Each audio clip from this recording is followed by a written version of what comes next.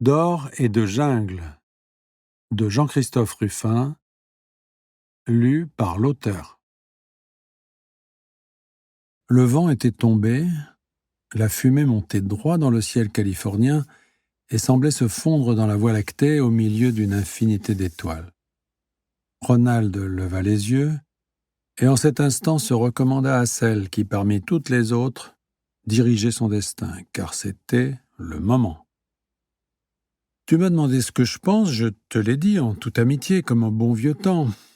Mais en fait, ça n'a aucune importance. Ah, j'aime ça. Mais explique-toi vraiment. Je ne comprends pas bien ce que tu veux me dire. Ronald affecta encore de se faire prier. Puis, il se décida, comme à regret, et développa sa pensée. C'est pourtant simple. Je pense que nos deux manières de changer le monde sont en train de converger. Jusqu'à présent, toi et tes collègues, les pionniers de la révolution numérique, vous avez pu vous développer sans vous occuper de politique. Vous êtes Américains, et l'Amérique vous a laissé tranquille. Elle avait besoin de vous. Ni l'État de Californie, ni le gouvernement fédéral ne vous ont trop embêtés.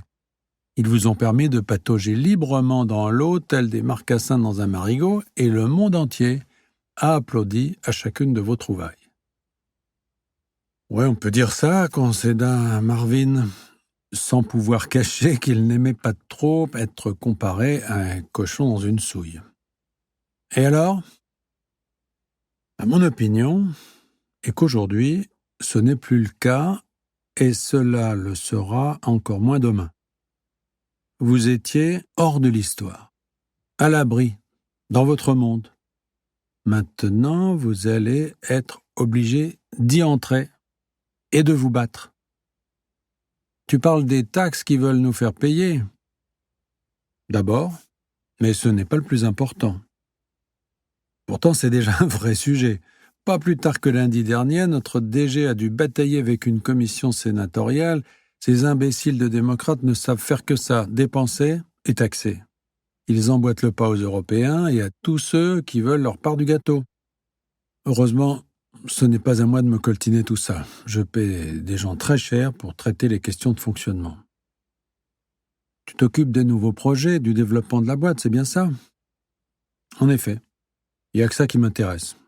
J'ai toujours pensé que maîtriser les technologies de l'information était une aventure qui nous conduirait au-delà de l'imaginable. Et nous y sommes.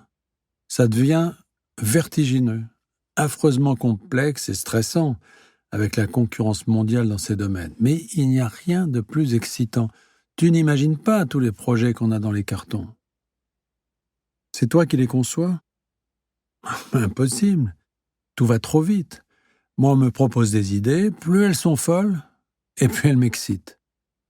Les petits programmes sans envergure, je les laisse aux ingénieurs. Mon boulot, c'est de repérer le truc impossible, énorme, et de mettre un paquet d'argent dessus pour le réaliser. Et tu t'intéresses à un secteur en particulier ? Les biotech, la santé, la biologie, le corps humain si tu préfères. On a tous nos marottes, hein. Musk veut aller sur Mars. Ce nigo de Zuckerberg claque tout son fric pour créer un métavers. Moi, comment t'expliquer ? Il hésita, puis reprit à voix basse, presque en chuchotant, signe qu'il allait aborder un sujet intime. J'avais un petit cousin schizophrène qui vivait chez nous. Tu te souviens de lui ? Bien sûr. Attends, laisse-moi me rappeler. Il s'appelait Edward.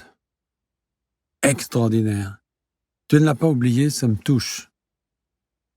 Retrouver ce prénom avait été pour Ronald une des étapes les plus difficiles dans la préparation de cet entretien. Marvin avait parlé de ce cousin dans une interview, mais sans le nommer. Ronald s'était douté qu'il y avait là une clé secrète et que Marvin aborderait le sujet.